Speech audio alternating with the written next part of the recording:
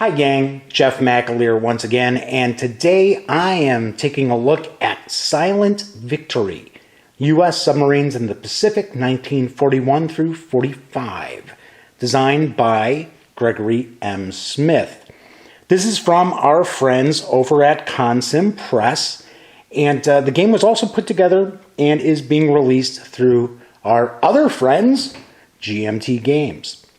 This is actually a follow-up to The Hunters, where a player took on the challenge of commanding a U-boat in the Atlantic.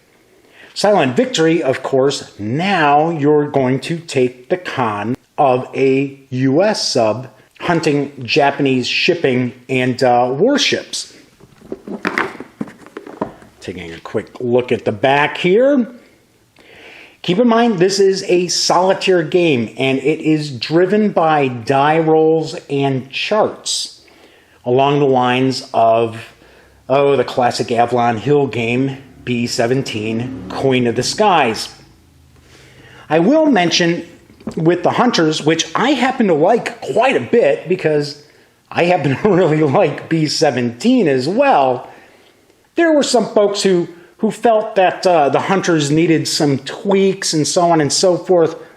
But I have to point out, keep in mind, it's a game. There are some things that outside of putting together a computer simulation, that's kind of difficult to translate to the tabletop. Regardless, let's take everything outside the box.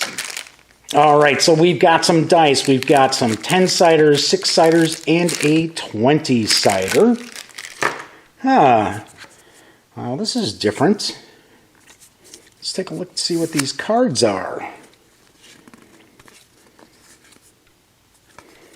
They're showing some of the commanders and the medals that they won and patrols that they were on. So that's interesting. I'm not sure. Here we go. Game abilities. I was about to say, I'm not really sure how that comes into play. But I guess in Silent Victory, you can actually take on the role of one of these famous submariners. Interesting. All right. We've got the rules of play, and we'll go through these real quickly. And if I know, yes, I was going to say, if I know our friends at GMT and Consim Press, there's going to be a lot of illustrations in here. Sequence of play, conducting patrols, because you'll patrol different areas. You're not just patrolling one section of the oceans. Okay. Damage. Crew and captain actions. I'm curious if there were some tweaks to the rules as far as the decisions that you make within the game, because I know with the Hunters, as I said, there were some folks who were talking about, tweaking the rules a little bit. And I know one of the things that a small minority of people talked about was they felt they didn't have much control over the action. It was just simply rolling dice. I didn't necessarily find it so much that way, but still. So you're going to have log sheets for your campaigns because you're going to play an entire campaign. And then we're going to move on to some of these charts. Fine, I'll just tear that.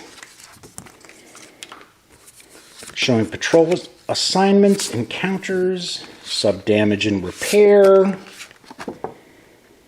torpedo and deck gun fire charts, sub damage. Here's a listing of the different targets that you'll encounter and hopefully sink. Random events. Hey, looks like you might actually tackle some U-boats as well. And then different patrol assignments. So there we have that. Then each of the subclasses also has a card for you to be able to track damage and flooding, your progress through your patrol. And you'll notice they're dual-sided with a class on each.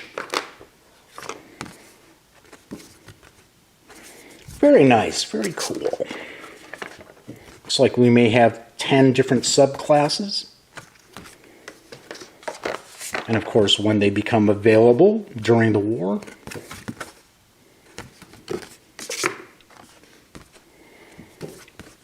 Nice. And on to the counters.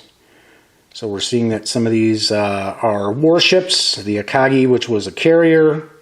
Large freighters. Dual-sided, of course. Some more of the counters also.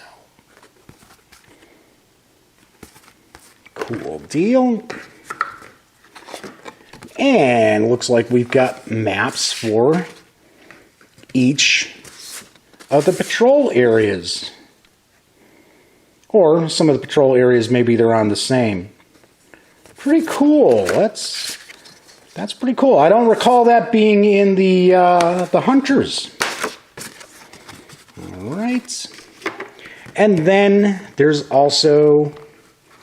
Okay, let's flip it over and get it out. So it was a little thicker than the other play aids and such. This is the combat mat. So when your submarine has an encounter with ships, you're going to utilize this combat mat to determine what the results were. All right, very, very cool. This is a title that I have been looking forward to. As I mentioned in the beginning, I like the Hunters. I had a couple of quibbles, but nothing major. I thought it was a great game.